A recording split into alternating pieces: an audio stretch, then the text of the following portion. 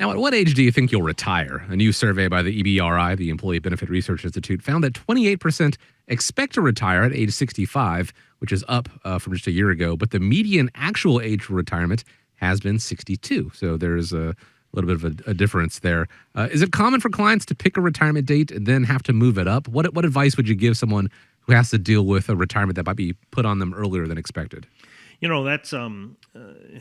That's a great question, Chris. And Nolan, I actually have a couple of examples for this. I had a client that actually came in. He attended one of my Medicare educational events and came in. We had our initial appointment. He said, I'm not really looking to retire. I'm turning 65. He actually turned 65 this past April. And he says, I enjoy my job. I'm still going to work, and I really don't have any intentions of retiring for at least another 2 or 3 years. He says, but unless my health changes or they decide they don't want me anymore. Well, the crazy thing is, he reached out to me the end of April and said, well, guess what? They decided they didn't need me anymore, and now I have to sign up for Medicare, and they are forcing me to retire. So that happens a lot. And this guy, fortunately for him, he was at 65 years old. But we've also had people that are either forced to retire due to health or due to force because of cutbacks in employment. I know we saw a lot of that during COVID. Back in 2020, we saw a lot of people that were actually kind of forced out of retirement. And then, quite frankly, we just saw people that said, I'm done. I'm burnt out. When I lost some of my coworkers during COVID, I'm now doing the job of 3 people. I'm burnt out. I can't handle this anymore. So one of the things that I really help a lot of these people with is obviously signing up for health insurance. If you're under 65 years old, your options are 1, Cobra. And people say, well, Cobra is so expensive. And I think it's a lot of misconfusion, a lot of people about what actually Cobra is and how it works. It's basically a continuation of coverage. And, it's the same plan that you had on your employer plan, when you were working. It's just now you're paying all of the premium. Or you can sign up for the marketplace. And, like I like to refer to it as the Unaffordable Care Act, because that's your only 2 options.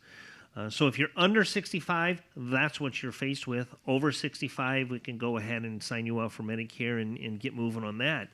But, there's a lot of items here on this list that we have in front of us on what to be prepared for and how you can be proactive and prepare for that unforeseen forced retirement. We always say be prepared. It's the Scouts honor or the motto is be prepared. And if you're not, and you're all of a sudden you're thrust into that situation where, oh my gosh, now what am I going to do? I have to retire. Nolan, why don't we go through some of these on the list? Yeah, I think the first thing is if you're in a forced retirement situation, first of all, take a deep breath. Yes. Take a deep breath and don't make any major financial decisions until you have a plan in place. So, people think, oh my gosh, I lost my job. I've got to cash out my 401k and pay off my mortgage, or I've got to do this or that. And as you point out, if you're pre-65, your health insurance cost is income, not an asset-based test. So if you cash out those investments early, you could face tax penalties depending upon what your age is. You could face normal income taxes. You could face higher health insurance costs. It can be a compounding bad snowball effect in a forced retirement situation. That's where, as you talk about, the first thing is after you take a deep breath, again, I'm biased, you should talk to a financial professional. What we would do here at our office is we would put together a retirement team action plan for you. In that retirement team action plan, we're going to look at your taxes. We're going to look at estate planning. We're going to look at asset protection and money management. Assessing your financial situation is going to allow you to evaluate what those financial resources are, including your savings, your investments, maybe any other retirement accounts, and then, determine how long those funds are going to take to be able to accomplish those goals.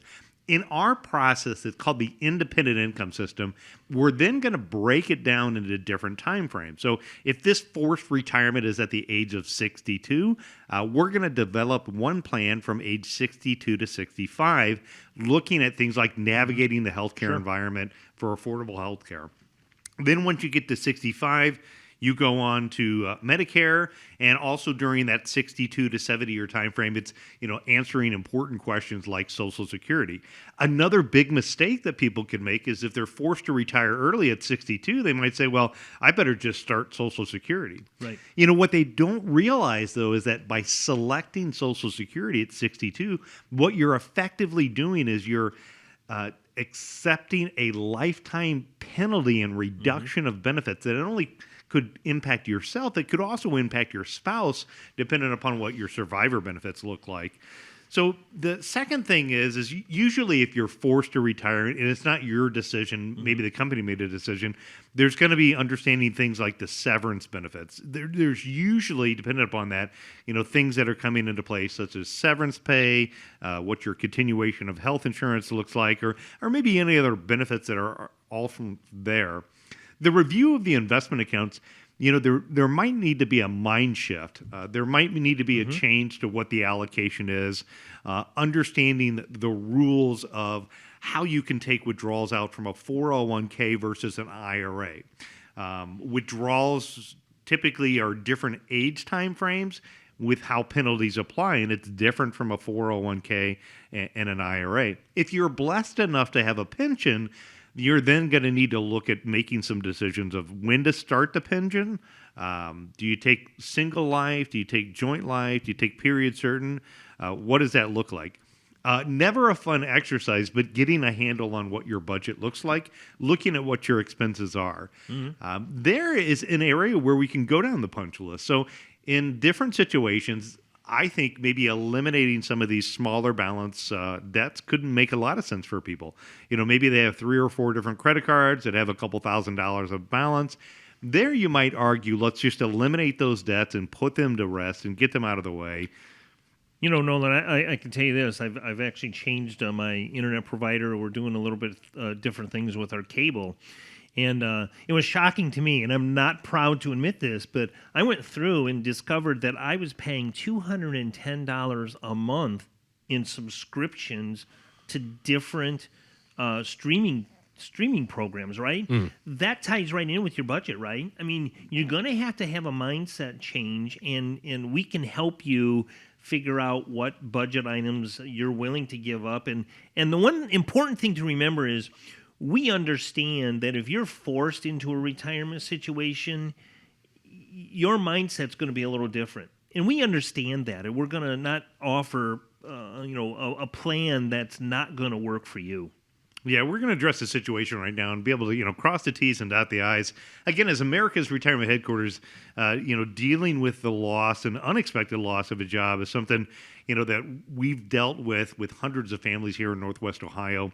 And it all starts with getting that specific plan, which is, our unique approach is called that Retirement Team Action Plan. And then once you leave here, maybe you'll find out forced retirement's not a bad thing. Yeah, exactly. You get to enjoy the summer if the numbers all work out.